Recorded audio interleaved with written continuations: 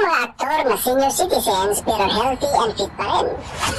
Hindi madali ang manatiling physically fit lalo na sa pagtanda. Ngunit may mga ilang batikang aktor sa Pilipinas na patuloy na nagpapakita ng disiplina at dedikasyon sa kanilang kalusugan.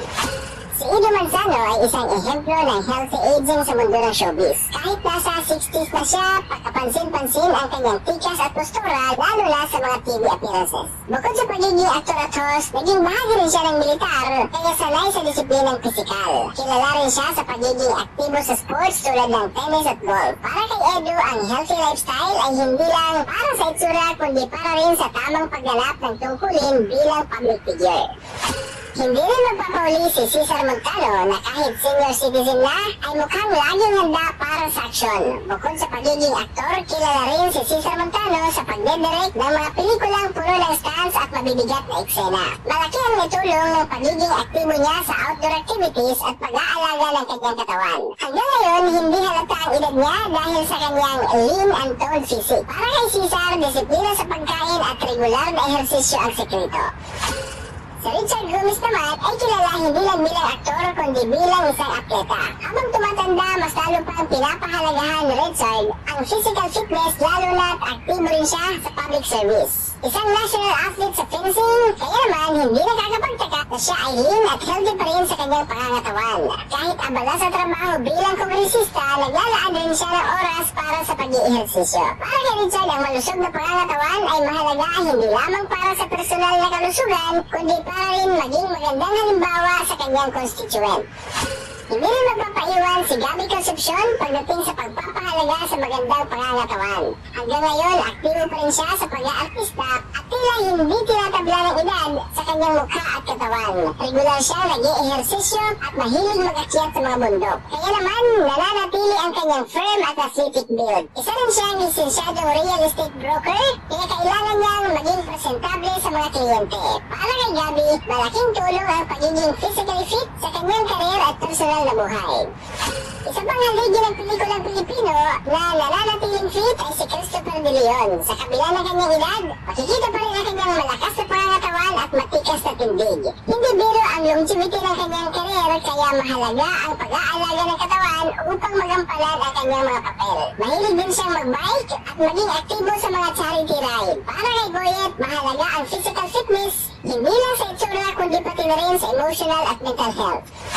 Hindi rin matatawaran ang kontribusyon ni Julio Diaz sa pelikulang Pilipino at kahit senior citizen na siya ay aktibo pa rin siya sa mga pagganap. Bagamat dumaan siya sa ilang pagsubok sa kalusugan at buhay, hindi naging hadlang ang edad niya para ipagpatuloy ang pag-aalaga sa sarili. Nananatili siyang lean at handa sa kahit anong role na ibibigay sa kanya. Sa mga pelikula at teleserye, makikita pa rin ang sigla ng kanyang acting physical presence. Patunay siya na kayang bumangon at alagaan ang katawan kahit anong pagsubok ang dumaan.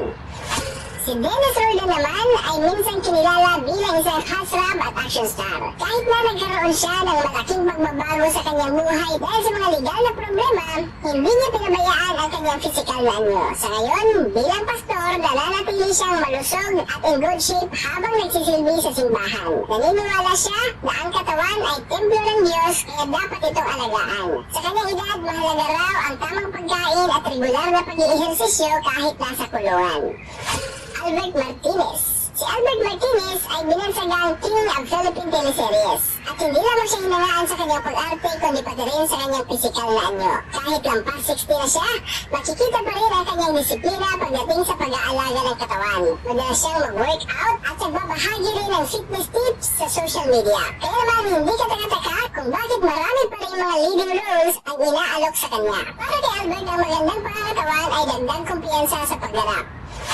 Hindi na nagbabauli si Tonton Gutierrez pagdating sa pagiging fit.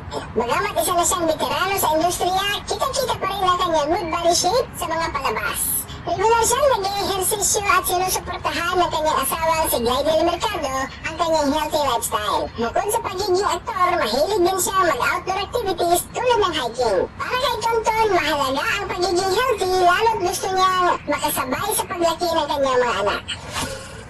Si Destiny Alarcon ay hindi lamang kilala sa kanyang husay sa pag-arte, kundi pati na rin sa kanyang pagiging aktibo sa politika. Sa kabila ng kanyang edad, napapanatili niya ang magandang pangangatawan at tindig. Isa sa mga dahilan nito ay ang kanyang pagiging disiplinado sa pagkain at pagkakaroon ng regular fitness routine. Aktibo rin siya sa sports tulad ng tennis at cycling. Para kay Destiny, ang pagiging fit ay hindi lamang para sa sarili, kundi para rin maging inspirasyon ng mga kabataan. At syempre, hindi maaaring hindi natin isama sa listahan si Gary Valenciano, na kahit mahigit 60 years old na ay para pa rin nasa prime ng kanyang karir. Kilala siya bilang Mr. Pure Energy hindi lamang dahil sa kanyang boses, kundi sa kanyang energetic performances. Sa kabila ng pagkakaroon ng type 1 diabetes, hindi naging hadlang ito sa pagpapanatili ng kanyang fit na pangangatawan. Regular siyang nag-ehersisyo at may disiplina pagdating sa pagkain upang mapanatili ang kanyang kalakasan sa entablado. Para kay Gary, ang tamang pag-aalaga sa katawan ay paraan niya ng pagpapasalamat sa buhay at talento na ibinigay sa kanya.